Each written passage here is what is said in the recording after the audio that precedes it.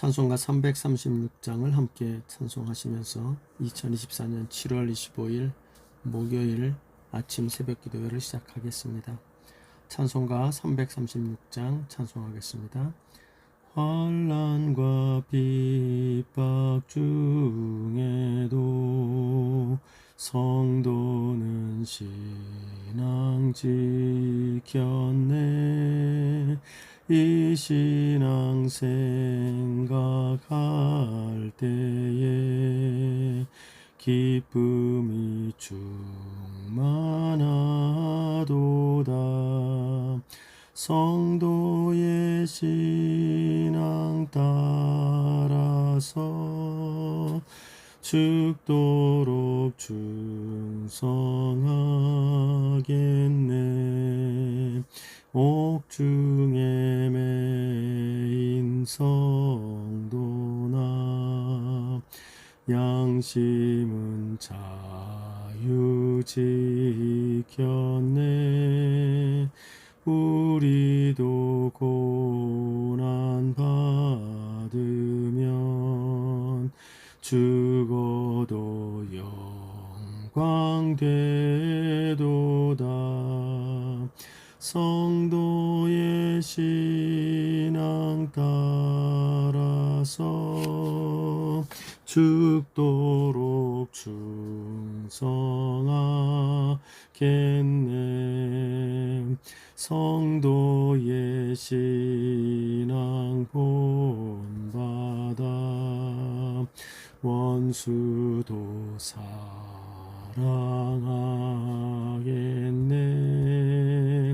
인자한 언어 행실로 이 신앙 전파리라. 성도의 신앙 따라서 죽도록 충성하겠네.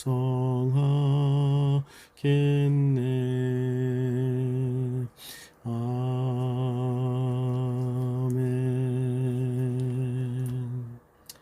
아멘. 오늘 함께 여러분과 나눌 하나님의 말씀은 구약성경 예레미야서 37장 11절부터 21절까지의 말씀을 나누도록 하겠습니다. 구약성경 예레미야 37장 11절로 21절까지의 말씀을 저와 여러분이 한 절씩 나누어서 읽겠습니다. 제가 먼저 11절 말씀을 읽습니다. 갈대아인의 군대가 바로의 군대를 두려워하여 예루살렘에서 떠나매 예레미야가 베냐민 땅에서 백성 가운데 분깃을 받으려고 예루살렘을 떠나 그리로 가려 하여 베냐민 문에 이른즉 하냐냐의 손자요 셀레마의 아들인 이리야라 하는 이름하는 문지기의 우두머리가 선지자 예레미야를 붙잡아 이르되 내가 갈대아인에게 항복하려 하는도다. 예레미야가 이르되 거짓이다. 나는 갈대아인에게 항복하려 하지 아니하노라. 이리야가 듣지 아니하고 예레미야를 잡아 고관들에게로 끌어가매 고관들이 노여워하여 예레미야를 때려서 서기관 요나단의 집에 가두었으니 이는 그들이 이 집을 옥으로 삼았음이더라. 예레미야가 뚜껑 씌운 웅덩이에 들어간 지 여러 날 만에 시드기야 왕이 사람을 보내어 그를 이끌어내고 왕궁에서 그에게 비밀이 물어 이르되 여호와께로부터 받은 말씀이 있느냐? 예레미야가 대답하되 있나이다. 또 이르되 왕이 바벨론의 왕의 손에 넘겨지리이다. 예레미야가 다시 시드기야 왕에게 이르되 내가 왕에게나 왕의 신하에게나 이 백성에게 무슨 죄를 범하였기에 나를 옥에 가두었나이까? 바벨론의 왕이 와서 왕과 이 땅을 치지 아니하리라고 예언한 왕의 선지자들이 이제 어디 있나이까? 내 주 왕이여 이제 청하건대 내게 들으시며 나의 탄원을 받으사 나를 서기관 요나단의 집으로 돌려보내지 마옵소서. 내가 거기에서 죽을까 두려워하나이다. 이에 시드기야 왕이 명령하여 예레미야를 감옥들에 두고 떡 만드는 자의 거리에서 매일 떡 한 개씩 그에게 주게 하매 성중에 떡이 떨어질 때까지 이르니라. 예레미야가 감옥들에 머무니라. 아멘. 오늘도 하루를 주님의 말씀과 기도 가운데 의지하면서 시작하시는 여러분들에게 하나님의 도움의 손길이 함께하는 은혜가 있기를 주님의 이름으로 축원합니다. 오늘의 말씀은 이렇게 제가 제목을 적어봤는데요. 위기의 때에 당신은 하나님 말씀 앞에서 어떤 사람이 되겠는가? 이런 말씀을 주제를 통하여 오늘 말씀을 여러분과 함께 묵상해 보고자 합니다. 우리는 지금 이 나라가 물론 하나님 앞에서의 큰 죄악으로 말미암아 더 이상 하나님이 그대로 둘 수가 없어서 이들을 징계하기 위하여 하나님께서 이 나라를 위기 가운데로 몰아넣고 계신 상황입니다만, 어찌됐건 지금 이 나라는 풍전등화와 같은 상황을 맞이하고 있지요. 그래서 두 강대국, 즉 바벨론이라고 하는 강대국이 아니면 애굽이라고 하는 강대국 사이에서 정말 누구의 입김에 의하여 그 불이 꺼질지 모르는 풍전등화와 같은 상황에 빠져 있는 것이 지금 현재 이 유다의 나라의 형편이고, 지금 이 본문에 나오는 여러 사람들의 형편이 바로 이 풍전등화와 같은 위기의 때를 지나가고 있는 사람들의 모습입니다. 이 위기의 때에도 하나님은 우리에게 말씀하고 계시죠. 물론 하나님은 늘 우리에게 말씀하고 계십니다. 그러나 우리가 예레미야서를 며칠간 묵상하면서 본 바는, 그러나 하나님의 백성들에게 늘 말씀하시는 하나님은 위기의 때에는 더 많은 말씀을, 더 분명하고 더 확실한 말씀을 위기의 때에는 더 많이 말씀하고 계신 하나님이다 하는 것을 우리가 예레미야의 이 말씀을 통하여 이미 교훈을 받은 것입니다. 그러므로 여러분, 위기의 때는 무엇보다도 이렇게 우리 곁에서 위기의 상황을 통하여 우리에게 말씀하고 계신 하나님의 말씀에 귀를 기울이기에 힘써 그 말씀을 들으려고 애를 쓰는 자가 되어야 하고요. 그리고 위기의 때에는 하나님의 말씀에 귀를 기울이는 것도 중요한데, 또한 들은 그 말씀 앞에 내가 어떻게 반응할지를 결심하고 결단하는 것은 더욱 중요하다라는 것을 우리가 보게 됩니다. 왜냐하면 위기를 우리에게 허락하시는 하나님은 무엇인가 우리에게 말씀하시기 위함이고, 그 들은 바 말씀을 듣는 것만으로만 끝나선 안 되고, 그 들려진 말씀에 대하여 하나님이 원하시는 방향으로 반응을 할 때 우리에게 하나님의 구원의 그 길, 하나님의 우리를 회복시키시는 회복의 길로 인도함을 받을 것이기 때문입니다. 모쪼록 여러분, 오늘 본문의 말씀에 또한 위기의 때에 말씀하시는 하나님 앞에서 여러 가지 모습으로 반응하는 사람들의 이 군상이 나타나고 있는데요. 우리가 이들의 모습을 보면서 우리 자신들의 부족한 모습을 발견한다면 하나님 앞에 돌이키고, 또 잘하고 있는 것이 발견된다면 그렇구나, 이렇게 하는 것이 맞구나 라고 하며 더욱더 그 길로 걸어가기에 힘쓰는 우리가 되어서 모쪼록 위기의 때가 도리어 반전이 되어 생명을 얻는 때요, 성장의 때요, 더 나아가 회복의 은혜가 임하는 때가 되기를 주님의 이름으로 축원합니다. 오늘 본문은 이 풍전등화와 같은 나라의 운명이 위기 속에 있는 상황 속에서 이 들려지는 하나님의 말씀 앞에 각기 달리 반응하는 사람들의 모습이 나타나고 있습니다. 첫 번째 반응은 여전히, 아니 어떤 의미에서는 더욱 완악함으로 반응하는 자들의 모습이 나타납니다.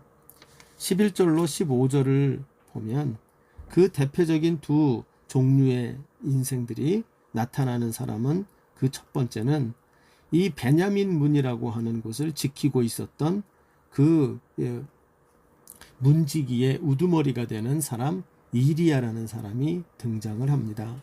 13절을 보면 12절부터 보죠. 예레미야가 베냐민 땅에서 백성 가운데 분깃을 받으려고 예루살렘을 떠나 그리로 가려 하여 베냐민 문에 이른즉 하냐냐의 손자요 셀레마의 아들인 이리야라 이름하는 문지기의 우두머리가 선지자 예레미야를 붙잡아 이르되 내가 갈대아인에게 항복하려 하는도다. 이렇게 이야기가 나옵니다. 그 앞에 배경은 11절에 이렇게 나오죠. 갈대아인의 군대가 바로의 군대를 두려워하여 예루살렘을 떠났다. 잠시 이 갈대아인이 어제 말씀드렸던 것처럼 바로의 군대가 애굽으로부터 출병했다는 소문을 듣게 되고, 그래서 예루살렘을 포위하고 있던 갈대아 군대가 전열을 가다듬기 위하여 잠시 예루살렘에서 군대를 물린 것이죠. 그렇게 된 틈을 타서 예레미야가 베냐민 땅으로 가서 자기가 백성들에게 받을 그 분깃을 받기 위하여 여러 가지 일을 보려고 했겠죠. 그래서 그곳으로 잠시 방문을 하려고 합니다. 물론 예레미야가 1장 1절을 가보면 베냐민 아나도 땅의 제사장 가문의 사람이죠. 그러니까 당연히 베냐민 땅으로 그가 가려고 했던 것 같습니다. 그런데 그곳에 가려고 하는데 베냐민에 들어가는 문에 이르렀는데 거기를 지키고 있던 이리야라 하는 자가 예레미야를 알아보고 예레미야에게 무슨 일로 가느냐, 그리고는 무조건 뒤집어 씌우는 거죠. 너는 갈대아인에게 항복하려고 하는 것이구나 라고 이야기를 합니다. 14절을 보면 예레미야가 이야기하죠. 거짓말이다. 나에게 뒤집어 씌우지 마라. 내가 항복하려고 했으면 벌써 했겠지. 이제 와서 항복을 하겠느냐. 갈대아인에게 나는 항복하려 하는 것이 아니다 라고 아무리 예레미야가 이야기를 해도 이리야가 듣지를 않지요. 그리고는 그를 잡아서 고관들에게로 끌고 갑니다. 이 고관들의 태도가 지금 이 시드기야 시대 왕 때를 보면 좀 그들의 태도가 바뀌어 있습니다. 앞에 있었던 여호야김의 시대에는 왕이 그렇게 완악하게 굴었어도 그의 신하들은 그래도 왕만큼은 아니고 그 왕 아래서 그 예레미야의 그 예언된 책을 두루마리를 불사르지 말라고 충언을 드리기도 하고, 또한 예레미야에 들려지는 예언의 말씀을 귀담아 듣기도 하고, 예레미야를 존중하고 그의 말씀을 두려워할 줄도 알고 그 귀담아 들을 줄도 아는 것이 그 앞 시대에 있었던 고관들 신하들의 모습이었습니다. 그런데 지금의 이 고관과 이 시드기야 시대의 신하들은 그렇지가 않습니다. 15절을 가보면 고관들이 노여워하여 예레미야를 때려서 서기관 요나단의 집에 가두었으니 이는 그들이 이 집을 옥으로 삼았음이더라. 그러니까 이 고관들이 왕한테 보고도 안 하고요. 그리고는 자기 멋대로 처분을 하는데 예레미야를 때리고, 그리고는 사설로 만들어진 고관의 한 집, 아마 넓은 집이겠죠. 그 집의 일부분에 웅덩이를 파서 거기에다가 뚜껑을 씌워서 사람을 집어넣어 버리는 이런 아주 악한 그러한 감옥을 만들어서 사설 감옥을 운영하고 있었다는 것입니다. 여러분, 이 모습은 하나님의 말씀 앞에 그냥 무조건 귀를 막고 듣지 않으려고, 그리고 소리 지르며 하지마 하나님의 말 듣지 않을 거야, 뭐라고 하든지 나는 다 그 말에 귀담아 듣질 않을 거야, 너는 나쁜 놈이야, 틀린 놈이야 이야기하며 하나님의 말씀을 완전 무시하는, 그러한 무시하는 정도가 아니라 그 말씀을 완전히 자기들이 불질러 버리는 그 당시 앞시대의 여호야김보다도 더한 행태들을 보이고 있는 모습입니다.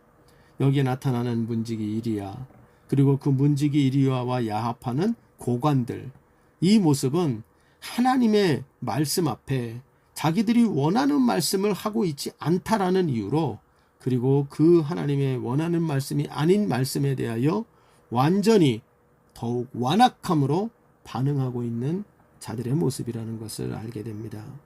이 시대에 하나님의 위기의 때에 임한 하나님의 말씀에 대한 군상들의 첫 번째 극도로 간 그 사람의 모습이 바로 여기 나오는 고관과 그리고 이리야라고 하는 이 문지기의 모습이라고 말할 수가 있습니다.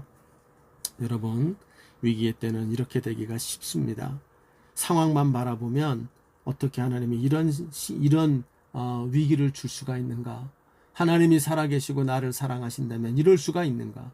이렇게 생각하며 상황만 바라보면 악한 상황 속에서 나도 그 상황보다 더 악한 마음으로 치달아갈 때가 있는데, 여러분, 실제로 이렇게 되는 것은 매우 위험한 일입니다.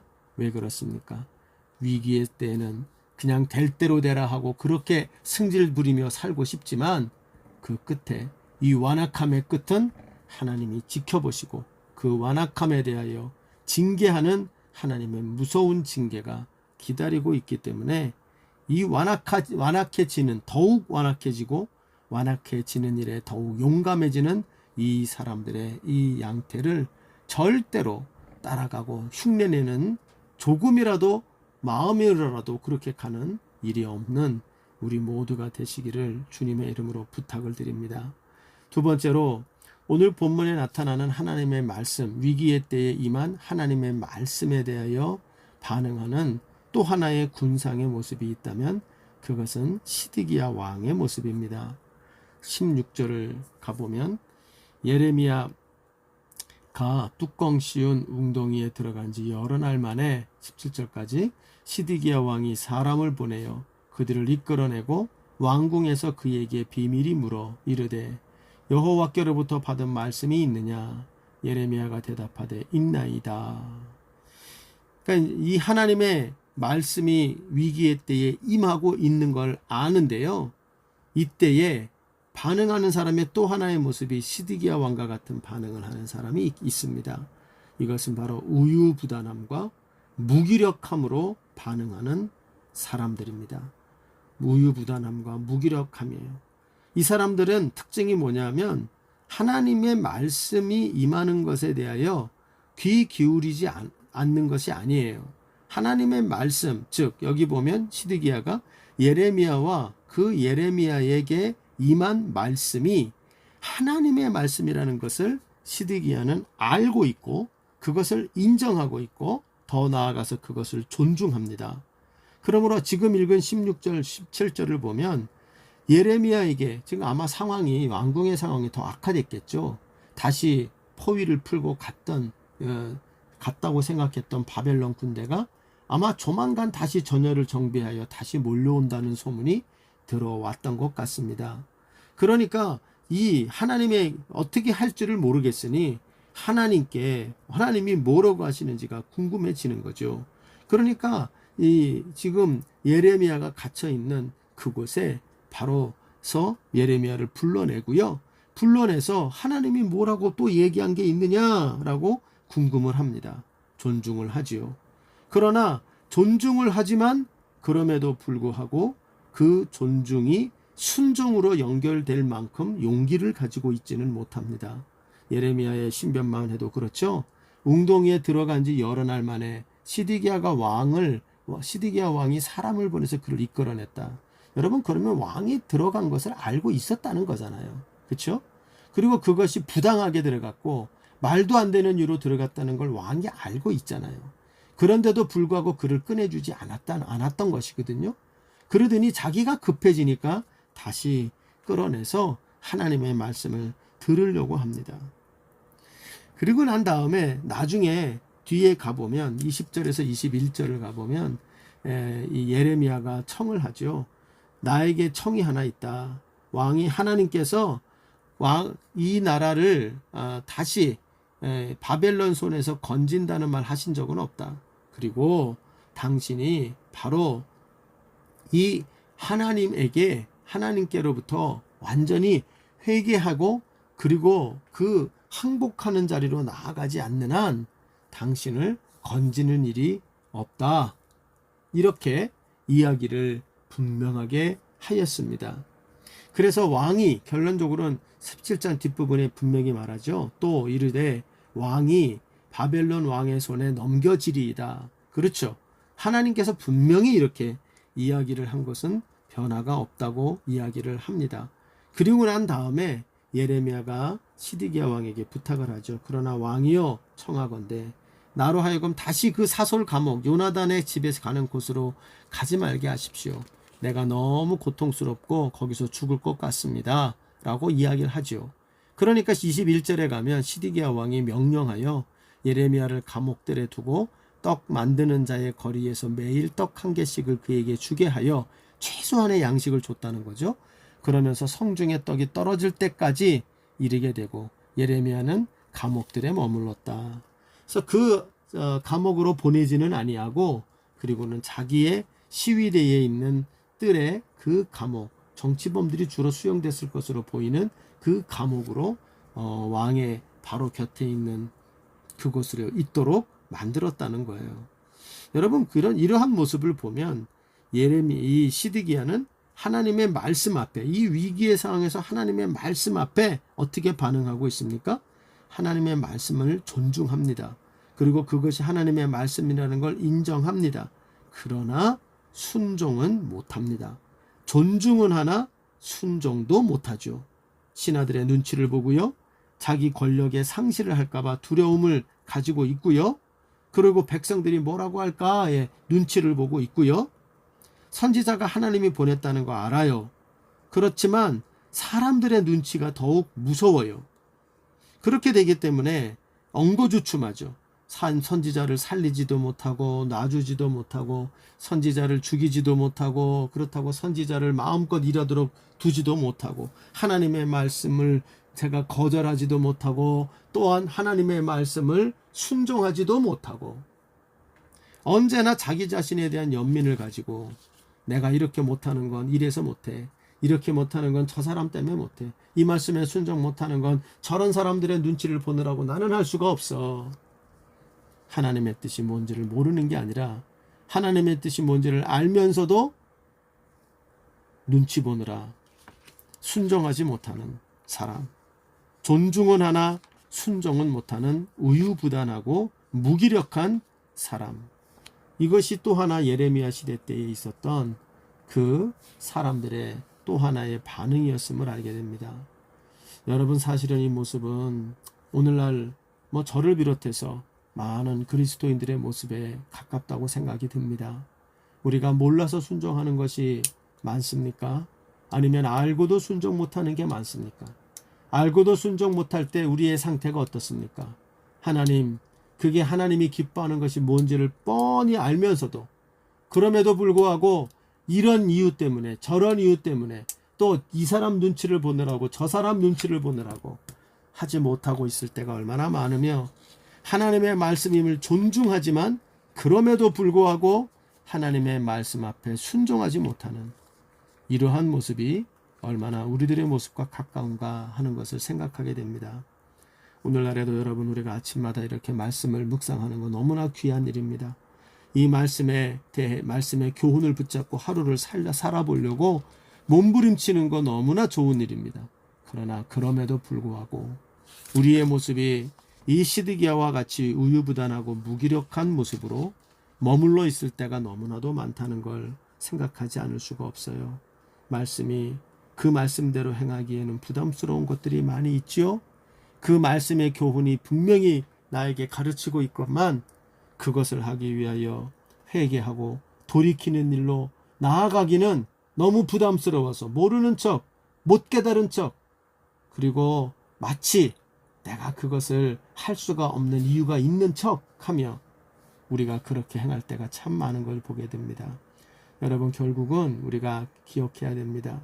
하나님 앞에서 하나님의 말씀을 존중하는 것은 순종이 아니고 그리고 하지만 순종도 하지 못하는 것 이것은 결국은 하나님 앞에 불순종이 되어지고 그 불순종의 결과가 바로 멸망으로 하나님의 진노의 불구덩이에서 불살라지는 데에 똑같이 앞에 불순종한 완악한 자들과 똑같이 다루어진다는 것을 우리가 말씀으로 살펴보게 될 때 우리 자신들의 이러한 우유부단함과 그리고 이 용기 없는 무기력함이 성령의 은혜 가운데 청산되는 은혜가 있어지기를 간절히 바랍니다.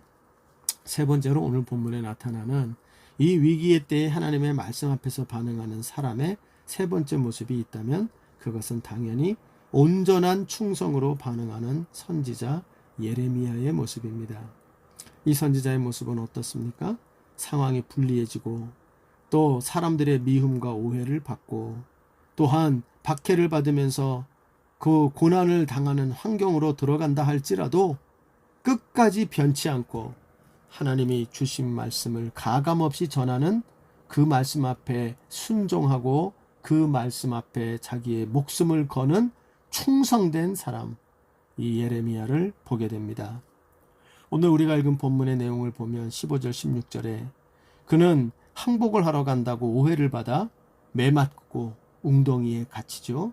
17절에 가면 그 왕의 하나님의 말씀의 요청에 대해서 그는 또한 그럼에도 불구하고 그 왕의 요청에 아주 직설적이고 단순한 있는 그대로의 답변을 하지요. 여러분 17절 보면 시드기야 왕이 사람을 보내가지고 물어보죠. 여호와께 받은 말씀이 있느냐. 그 마음의 상태를 모를 리가 없을 겁니다. 좀 위로해 주기도 하고 하나님께서 주신 말씀이 있는데요.